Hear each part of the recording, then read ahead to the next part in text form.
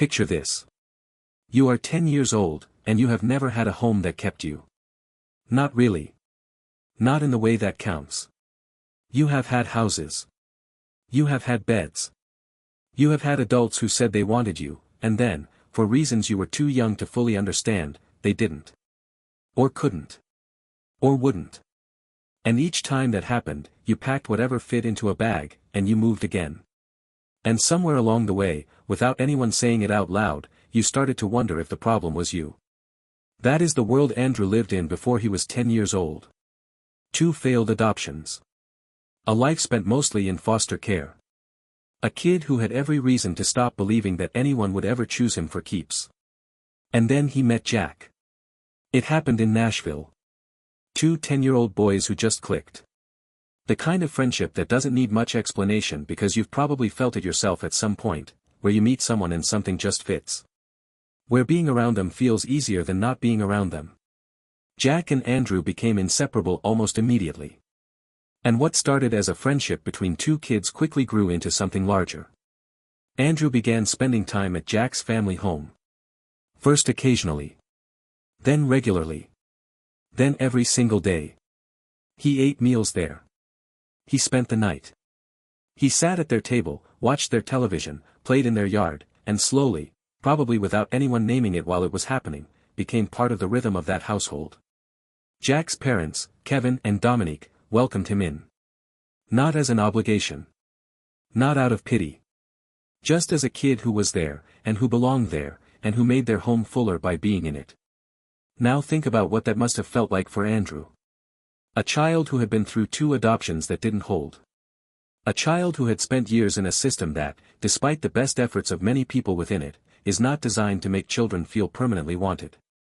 And suddenly there is a family, a real, warm, functioning family, that just keeps letting him come back. That keeps setting a place at the table. That doesn't make him feel like a guest who has overstayed.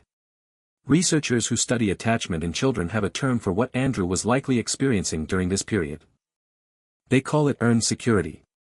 It is a concept developed largely through the work of psychologist Mary Main, who built on the foundational attachment theory of John Bowlby. The idea is this: children who experience early instability and loss can, under the right conditions, develop secure attachment later in life. Not through therapy alone. Not through time alone. But through consistent, predictable, warm relationships with adults who show up the same way, again and again, until the child's nervous system starts to believe that this time, the floor will hold. Kevin and Dominique were being that floor for Andrew. Probably without reading a single paper about attachment theory. Just by being consistent. By being warm. By letting him come back every day until coming back felt normal. But Jack was watching all of this. And Jack, at 10 years old, had a thought that most adults never arrive at. He went to his parents one evening and he said something that stopped them in their tracks. He said he wished there was something more they could do for Andrew. Sit with that for a moment.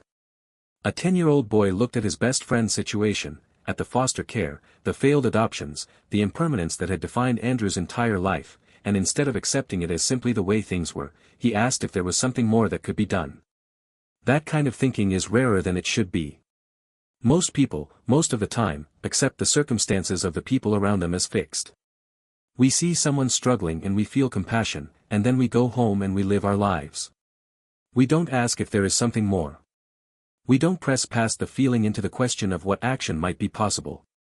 Jack pressed. Kevin and Dominique heard their son's question and they took it seriously. They didn't deflect. They didn't explain why it was complicated. They sat with the question their 10-year-old had just placed in front of them, and they answered it honestly. They came up with a solution together. The next day, Andrew came over. Same as always. He walked through the door the way he had walked through it dozens of times before. Nothing about the moment looked different from the outside. But Jack was wearing a t-shirt. A simple t-shirt. White. Hand-drawn or printed with words on the front. And when Andrew looked at it, when his eyes found those words and his brain processed what they said, something happened to him that no photograph can fully capture and no description can fully do justice to. The shirt said, "Will you be my brother?" Andrew stood there and read those words. And the world he had been living in, the world of temporary placements and packed bags and adults who eventually said no, cracked open. Because those 5 words meant something specific and enormous and permanent. They meant that Jack's family wasn't just letting him come over anymore. They were asking him to stay. Officially. Legally.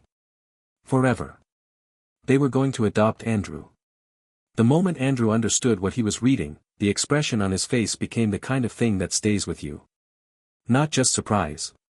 Not just happiness. Something deeper than both of those things. The look of a child who has been waiting his entire life for something he had maybe stopped believing was coming, and then it arrives, wearing a t-shirt, standing in a doorway he already knew by heart. Adoption researchers and child psychologists have long documented what they call the adoption revelation moment, the specific instant when a child learns they are wanted permanently. Dr. David Brodzinski, one of the leading researchers on adoptive family adjustment, has written extensively about how children who have experienced multiple placement disruptions, which is the clinical term for what Andrew had been through, carry a particular kind of grief. Not just the grief of losing specific people or places, but a deeper, more abstract grief, the grief of not being chosen. Of being passed over. Of believing at some fundamental level that there is something about you that makes people leave. Andrew had that grief. He had been carrying it since before he was old enough to name it. And Jack's t-shirt addressed it directly. Not in the language of social workers or court documents or case files. In the language of a 10-year-old who loved his friend and wanted him to be his brother. The adoption went through. The paperwork was filed, the process was completed, and Andrew officially became part of the family. He had a last name that matched. He had a room that was his. He had parents who had chosen him, not because they were assigned to him, not because the system placed him there, but because their son asked them to look more closely at what was possible, and they did. He had a brother. Now here is what this story is really about. Because on the surface it looks like a story about one extraordinary family. And it is that. Kevin and Dominique opened their home and then their family to a child who needed exactly that, and that is not a small thing. That is a profound and generous act that will alter the entire trajectory of Andrew's life. But look more closely at where the story actually started. It didn't start with the adults. It started with a 10-year-old boy who noticed his friend's situation and refused to accept that nothing more could be done. Jack was the one who brought the question to his parents. Jack was the one who said out loud what everyone else might have felt quietly and then set aside. Jack was the engine. Psychologist and researcher Dr. Felix Warnken at Harvard has spent years studying the origins of altruism in children, specifically the impulse to help others, and when it emerges, and what shapes it. One of his central findings is that children are not taught empathy from scratch. They arrive with it. What shapes whether it develops into action is whether the adults around them model and validate the impulse to help, rather than explaining it away. Jack grew up in a household where Kevin and Dominique modeled generosity. Where an extra kid at the dinner table was treated as a good thing. Where warmth was the default response to someone who needed it. And so when Jack felt the pull to do something more for his friend, he didn't dismiss it.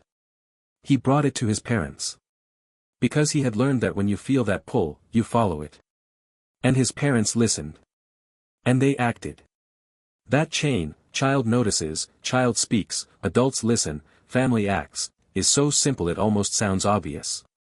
But it almost never happens that cleanly. Usually the child notices but doesn't say anything. Or says something and the adults explain why it isn't possible. Or the adults agree in principle but never translate the feeling into a specific action. In this family, every link in that chain held.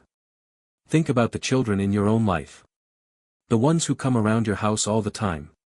The friends of your kids, the neighborhood kids, the ones who always seem to find their way to your kitchen table. Most of the time they are just there because kids congregate and that is normal. But sometimes, not always, but sometimes, there is a reason a particular child keeps showing up at a particular house. Sometimes there is a need behind the habit. Sometimes a child is orbiting a family because their own situation doesn't have what that family has.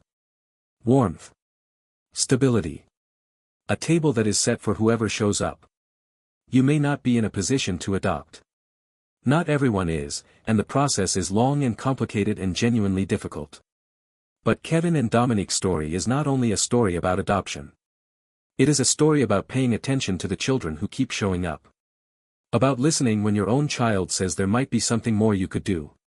About not assuming that the circumstances you find someone in are the circumstances they have to stay in. Andrew had been through 2 failed adoptions before he was 10 years old.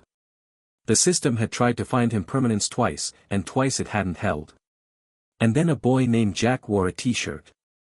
There is a concept in sociology called the strength of weak ties, developed by researcher Mark Granovetter in the 1970s. The idea is that some of the most important things that happen to us, jobs, opportunities, connections that change our lives, come not from our closest relationships but from the edges of our social world.